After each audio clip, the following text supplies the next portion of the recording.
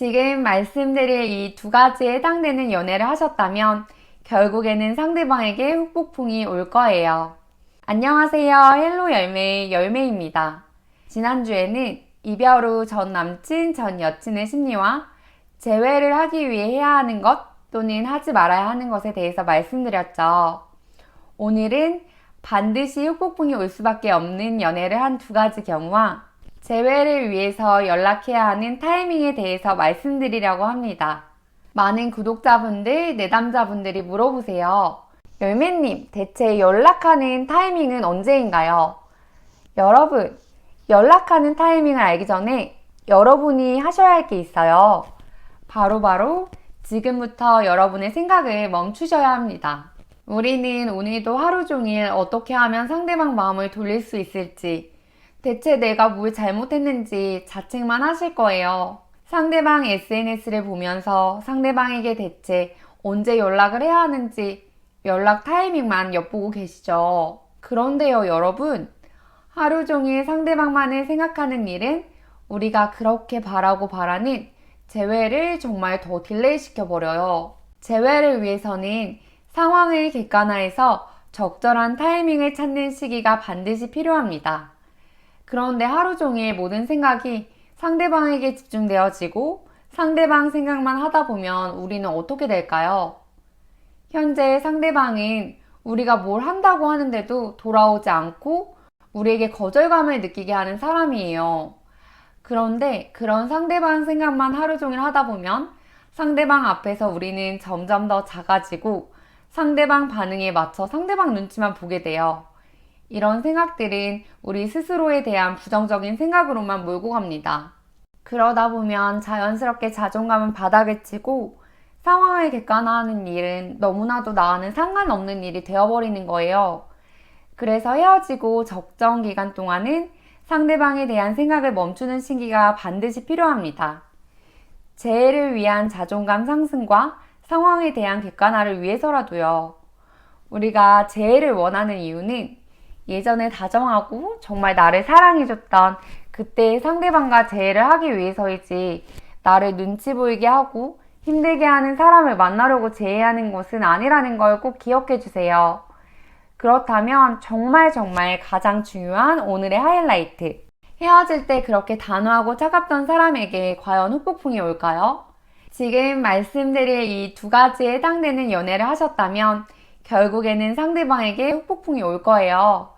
바로 첫 번째는 관계에서 매몰 비용이 큰 경우입니다. 매몰 비용이란 이미 우리가 지출해서 없는 비용, 말 그대로 이미 사용하고 없어진 떠나간 버스와 같은 비용을 설명해요. 한 대학교에서 관계에 대한 연구를 했는데 관계에 쓴 시간과 돈, 노력, 마음 등 매몰 비용이 크면 클수록 관계를 포기하지 못한다는 결과가 나왔다고 합니다.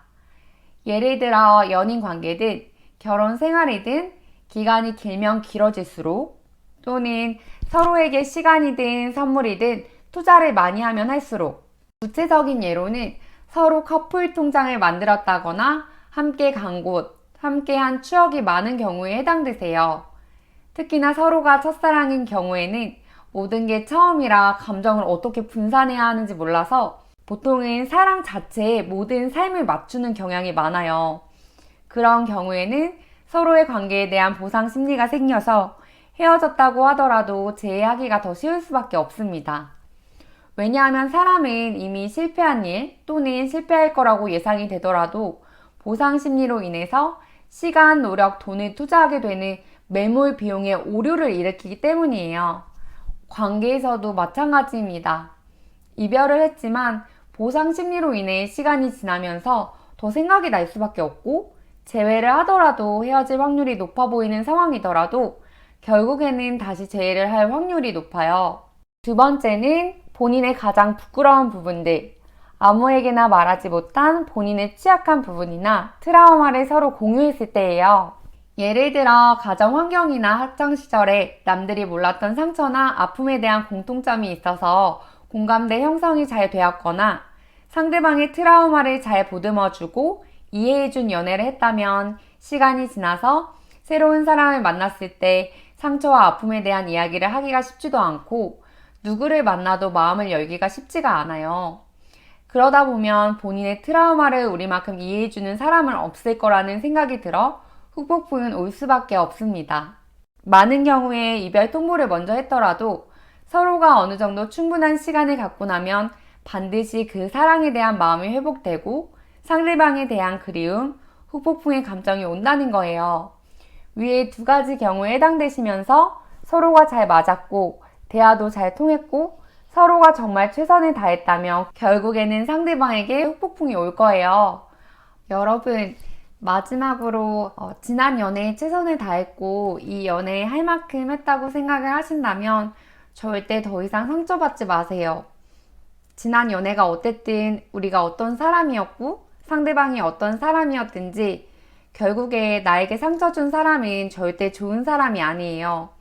진짜 사랑한다면 절대 우리를 이렇게 외롭게 두지는 않으니까요. 내가 나 자신을 사랑하지 않으면 연애를 하더라도 재회를 하더라도 만족감을 느낄 수는 없을 거예요. 그래서 최선의 노력을 하는 건 정말 멋지지만 아픔까지 참아가면서 사랑을 이어가기에 우리 구독자분들은 너무나 소중해요. 우리의 마음이 더 이상 아프지 않도록 스스로를 더 사랑하셨으면 좋겠습니다. 소중한 우리 구독자분들 항상 응원합니다.